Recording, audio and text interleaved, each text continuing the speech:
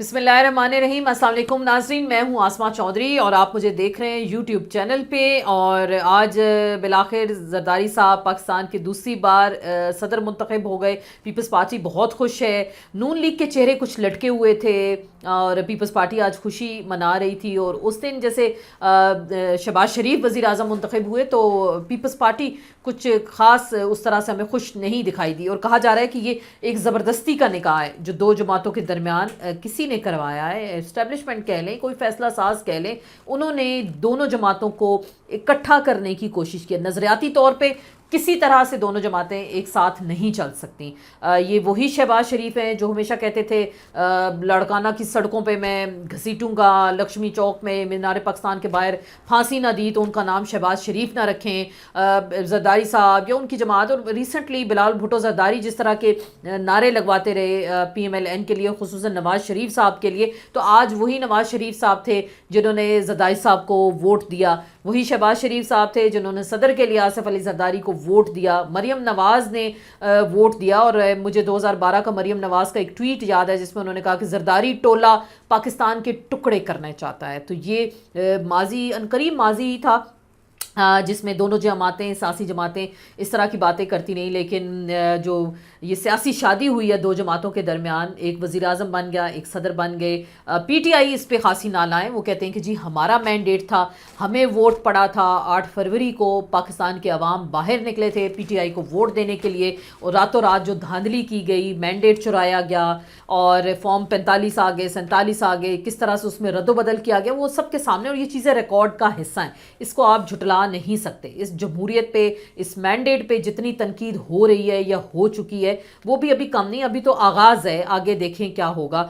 کیا واقعی پاکستان تحریک انصاف کو انصاف ملے گا؟ مخصوص نشستیں چھینا چھپٹی ہو گئی، یہ سیاسی جماعتیں آ گئیں، اٹیک کر لیا، لیکن آج الیکٹورل کالج پورا نہیں تھا۔ پاکستان میں اگر صدر کا انتخاب ہوتا ہے تو اس کے لیے الیکٹورل کالج 100% پورا ہونا ضروری ہے۔ چاروں صوبائی اسمبلیاں ہو گئیں، قومی اسمبلی ہو گئی، سینٹ ہو گیا، لیکن وہ اس طرح سے پورا نہیں تھا، لیکن پھر بھی اچھے خاصے ووٹ لے لیے چکزئی صاحب نے، اور انہوں نے بتایا کہ پی اسمبلی سے ان کو 91 کے 91 ووٹ ملے، اور باقی اسمبلی سے بھی ان کو ووٹ ملے، لیکن کچھ گلہ کیا انہوں نے کہ بلوچستان اسمبلی سے جہاں سے ان کا اپنا تعلق ہے وہاں سے انہیں ایک ووٹ بھی نہیں ملا۔ ڈاکٹر عبد المالک کے بارے میں انہوں نے کہا کہ انہوں نے ان سے وعدہ کیا تھا کہ وہ ان کو ووٹ دیں گے، لیکن انہوں نے ان کو ووٹ نہیں دیا۔ تو اچکزئی صاحب جو ہمیشہ سے اینٹی اسٹیبلشمنٹ بیانیہ ہوتا ہے، اور ان کی بڑی زبردست تقاریر اسمبلی کے اندر ہوتی ہیں، اور جس طرح پاکستان کے نظام کو، آئین کی ہمیشہ وہ بات کرتے ہیں، سسٹم کی خرابیاں ہیں، جو ناکامیاں ہیں سسٹم کی، اس کو ہمیشہ وہ کرٹیسائز کرتے ہیں، اور پی ٹی آئی کی جانب سے ایسی شخصیت کو صدارتی امیدوار بنانا، یہ بھی ایک بڑا تگڑا اور واضح پیغام تھا اسٹیبلشمنٹ کے لیے کہ پی ٹی آئی کی یہ لائن ہے، اور پی ٹی آئی ایسے نظریاتی لوگوں کو سامنے لا سکتی ہے بوقت ضرورت۔ اور اچکزئی صاحب کو اگر بلوچستان اسمبلی ووٹ نہیں دیتی تو یہ اچکزئی صاحب کو بھی میسج دے دیا گیا کہ آپ جتنے نظریاتی بن جائیں، ہم آپ کو آپ کے صوبے سے ووٹ نہیں دیں گے۔ بہرحال اختر مینگل صاحب بلوچستان سے جو رکن قومی اسمبلی ہیں انہوں نے ان کو ووٹ دیا، جے یو آئی ایف نے ووٹ نہیں دیے، جماعت اسلامی نے ووٹ نہیں دیا۔ تو سارا سسٹم دیکھیں ہمیں انتہائی متنازع دکھائی دیتا ہے۔ بات کرتے ہیں کہ جی زرداری صاحب ٹھیک ہے صدر بن گئے، مفاہمت کے بادشاہ بھی کہا جاتا ہے، پی ٹی آئی ان کو کہتی ہے جی مفادات کے بادشاہ ہیں، یہ مفاہمت وغیرہ کوئی فارمولہ نہیں ہوتا، وہ مفادات کے بادشاہ ہیں۔ لیکن بڑی دلچسپ چیزیں اب آئیں گی بہرحال، کیونکہ وزیر اعظم ہو گئے شہباز شریف، صدر بن گئے زرداری صاحب۔ اگر سیاسی قیدیوں کی بات آپ کو یاد ہو، بلاول بھٹو زرداری اپنی ہر تقریر میں کہتے تھے کہ میری حکومت آئی تو ہماری حکومت میں کوئی سیاسی قیدی نہیں ہوگا۔ تو اب اگر حکومت تو ایک طرح سے ہے، پرائم منسٹر کو آپ نے ووٹ دیا، صدر بھی، حکومت فیڈریشن کے نمائندے ہیں، اور سیاسی قیدیوں کے لیے عام معافی کا اعلان بھی وہ کر سکتے ہیں کسی بھی قیدی کے بارے میں، تو کیا پیپلز پارٹی یہ تمغہ ضرور لے گی کہ انہوں نے سیاسی قیدیوں کی رہائی کا مطالبہ کیا، اس پر عمل درآمد کرایا بشمول عمران خان؟ تو کیا زرداری صاحب صدر ہوتے ہوئے عمران خان کے لیے کوئی معافی کا اعلان کریں گے؟ اور اگر ایسا کیا تو خان صاحب یہ معافی قبول کریں گے؟ کیونکہ ہم نے ماضی میں دیکھا، کہا گیا تھا کہ عارف الوی کی جانب سے کہ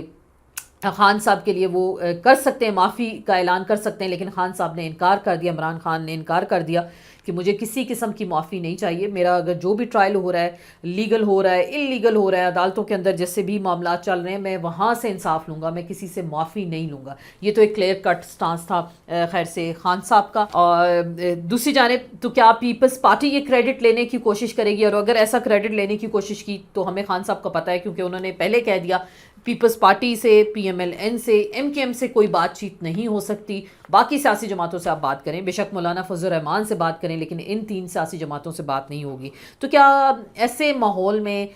کنفنٹریشن بڑھے گی، تناؤ بڑھے گا، بے چینی بڑھے گی، اور جو اضطرابی کیفیت ہم دیکھ رہے ہیں پاکستان کی سیاست کے اندر، کیا وہ آنے والے چند دنوں میں ایسا ہی ماحول ہمیں دکھائی دے گا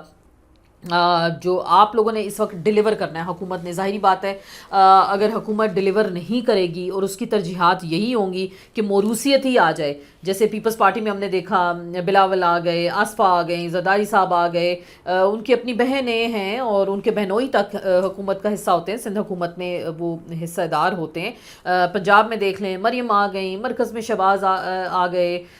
حمزہ شہباز آ گئے، نواز شریف صاحب کے صاحبزادے پاکستان اب آنے جا رہے ہیں، مفرور تھے، اشتہاری تھے، اب ان کو بھی ضمانتیں ملنے جا رہی ہیں۔ تو یہ جو موروثیت کی سیاست ہے، کیا پاکستان میں اسی طرح چلے گی؟ ایسے ہی معاملات آگے چلیں گے؟ 2 خاندانوں کے درمیان یہ جو ہنڈیا ہے وہ بٹی رہے گی، اور جو تیسرا فریق ہے اس کو آپ اقتدار سے باہر رکھیں گے، اس کو آپ اتنا ہی زچ کر دیں گے کہ وہ آپ سے تنگ آ کے سڑکوں پہ جا پہنچے، اس کے اوپر آپ محسن نقوی کو مسلط کر دیں، جو خبریں ہمیں سنائی دی جا رہی ہیں کہ ان کو سینیٹر بنایا جا رہا ہے، وفاقی وزیر داخلہ بنایا جا رہا ہے۔ تو اگر وہ آ جاتے ہیں تو کیا یہ ایک میسج ہے اسٹیبلشمنٹ کی جانب سے کہ آپ کی جماعت کو ہم نے جس طرح سے کچلنا ہے، ماضی میں بھی کیا، اور آگے آپ بڑھیں گے تو آپ کے لیے یہ راستہ ہوگا؟ ایک خوفناک منظر دکھانے کی اس وقت پاکستان کی سیاست میں کوشش کی جا رہی ہے۔ بہرحال یہ تو کچھ نقشہ ہے ابھی جو ریسنٹلی بننا شروع ہو گیا،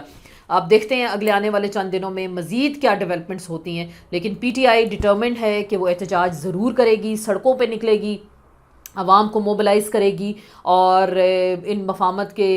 جو سوداگر ہیں وہ ان حکومت والوں کو وہ کہتے ہیں ان سے کسی قسم کی وہ ڈیل نہیں کریں گے، کوئی این آر او نہیں لیں گے، اور دیکھتے ہیں یہ معاملات مزید اب آگے کہاں جا کے رکیں گے۔ انشاءاللہ پھر ملاقات ہوگی۔ اللہ حافظ۔